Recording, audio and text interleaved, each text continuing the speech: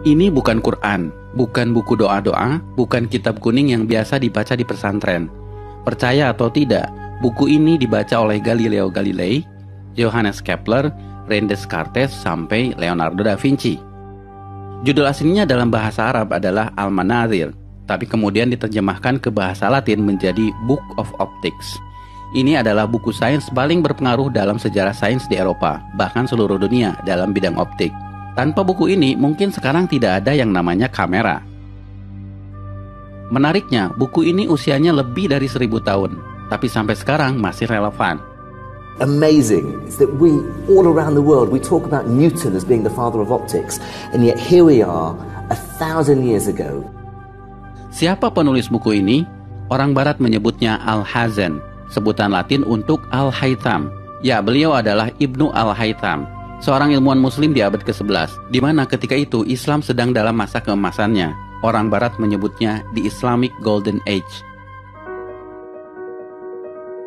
Allow me to introduce Ibn Al-Haytham, a great scientist whose ideas led to the invention of the camera. You invented the camera? Mungkin bagi kalian, Ibnu Al-Haytham bukan siapa-siapa. Bahkan banyak muslim yang tidak kenal beliau. Tapi di Eropa, beliau sangat terkenal, disejajarkan dengan Galileo dan Newton, karena beliau adalah peletak dasar ilmu tentang cahaya. Sehingga Ibnu Al-Haytham disebut sebagai The Fathers of Optics. Karena itu pada tahun 2015, UNESCO pernah mengadakan perayaan The International Year of Light untuk mengenang 1000 tahun karya Al-Haytham. I am pleased to partner with the international organization 1001 Inventions to launch the World of Ibn Al-Haytham Global Campaign to promote light science for the benefit of all. A groundbreaking scientist from 1,000 years ago, the life and work of Ibn Al-Haytham have never been as relevant as they are today.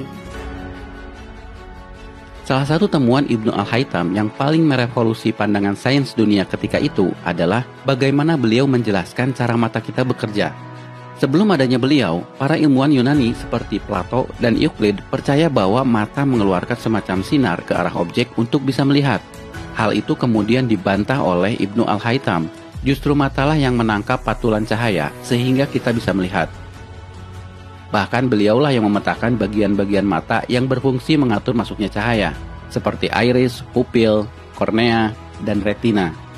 Temuannya ini bukan sekedar teori, Ibnu Al-Haytham membuktikannya dengan eksperimen. Bahkan eksperimennya yang bisa dibilang cukup sederhana ketika itu